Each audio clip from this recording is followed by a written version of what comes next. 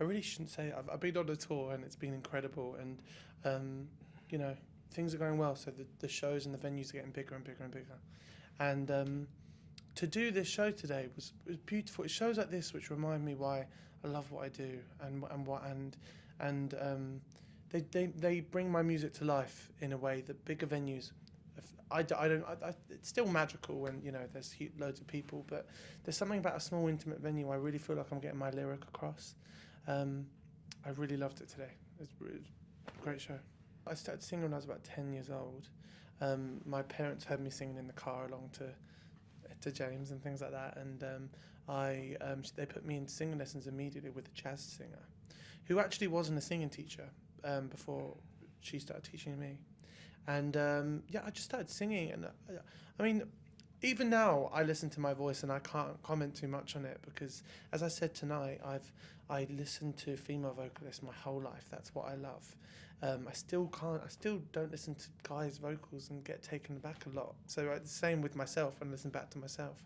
But yeah, I've trained, but I also would like to think that it's also something that's been there. I was so obsessed with people like Whitney Houston that I was so sad when my dad and mum told me that my balls were gonna drop, and and when they told me that my voice is gonna break, I remember nearly crying and going crazy. So I trained as hard as I could, and I sang the highest songs I could sing. I think Mariah probably brought out a record during that time, and I just sang it every day. And I can sing higher now than I can before, when I was a young boy, which is really odd.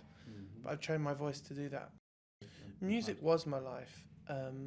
My doubt was whether the music industry was my life. I knew that I would always sing. I knew that I would always have something to do with music. But you've got to be a certain type of person, I feel, to take on the monster, which is the industry. Because so much of it isn't about music, and you've got to fight to get your music heard, and the lyrics and the singing. I was working in a bar, and I'd actually got my first manager when I was 12 years old, and I've had quite a few managers and quite a few ups and downs. And by the age of 18, I had 6 managers, and as a kid, I was being promised so much and experienced this awful side of the music industry. And I moved to London, and I remember giving myself one more year. I said, "You have one more year to just try this, and then you've got to go and act your age and start and go to university and travel and just have fun, because all my friends are having so much fun." And I met a guy called Jimmy Napes, and then my 3 managers, and everything just started working. I met Disclosure. The first session we had together, we did Latch. First session I ever had with Jimmy, we did Lay Me Down. And then after that, Naughty Boy gave me a call and he said, "Come in." First session we wrote La La La, and then so forth. And then it's been a complete domino effect for the past 2 years. It's quite odd. It's changed me 100%, because life has changed and you change with it, and there's certain things that I have to adjust to. What The main thing over the past 2 years, which I find the most difficult, is staying grounded. I've never had to try so hard to stay normal. But it's all good. Do you know what? I'm so lucky to have an amazing team around me, and I'm so lucky to have an amazing family. It takes one little thing like that to make someone go mental, I think, and to not be able to deal with it. If you have a day-to-day manager that's not very nice or not very trustworthy, that can flip you. If you have a mum or a dad that aren't great and aren't supportive, that can flip you as well. But I'm so lucky to have this beautifully rounded team that are looking out for me. So it's not that bad. But I have my down days. I'm an emotional mess all the time. I have my ups and downs. Of course I do. But it's kind of my job to have those ups and downs because it makes good music.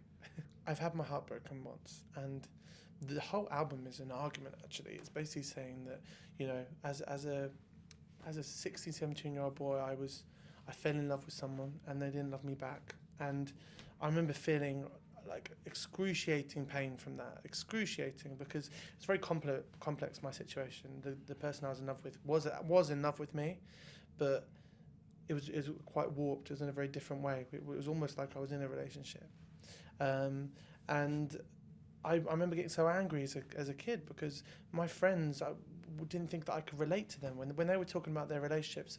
They'd broken up with someone they'd been with for a month, and then they'd talk to me about it, and I can't relate to them because I've never been in love.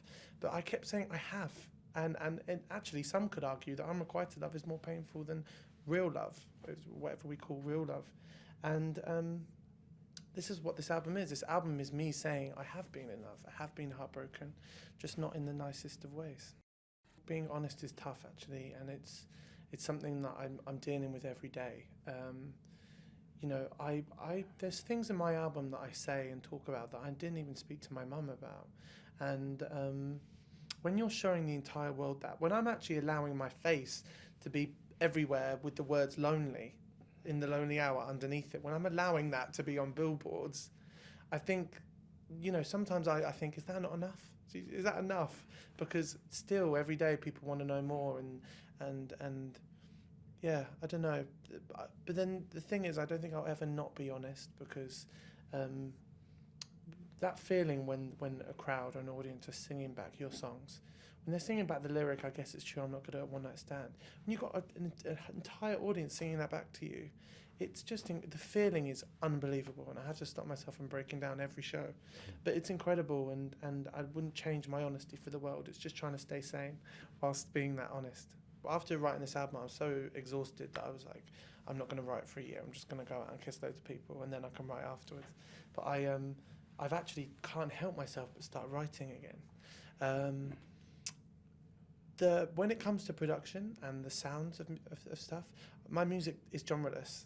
The whole first album, In the Lonely Hour, is genreless. There's country influence, there's R&B influence, there's soul influence, there's gospel influence, there's electronic pop influence on the record. There's so many genres that come into my record. I never ever will lead my music through genres of music, through sounds. All I can do is be honest. That's my sound, honesty, and that's something that's not ever going to change. And the songs that I've written actually recently, I'm really, really excited about. They're really honest. I don't want to say too much, but they're honest in a beautiful way. They're not me talking about pain. They're me talking about me as a person. And I've been talking about things that many men don't talk about, actually, which I find quite exciting.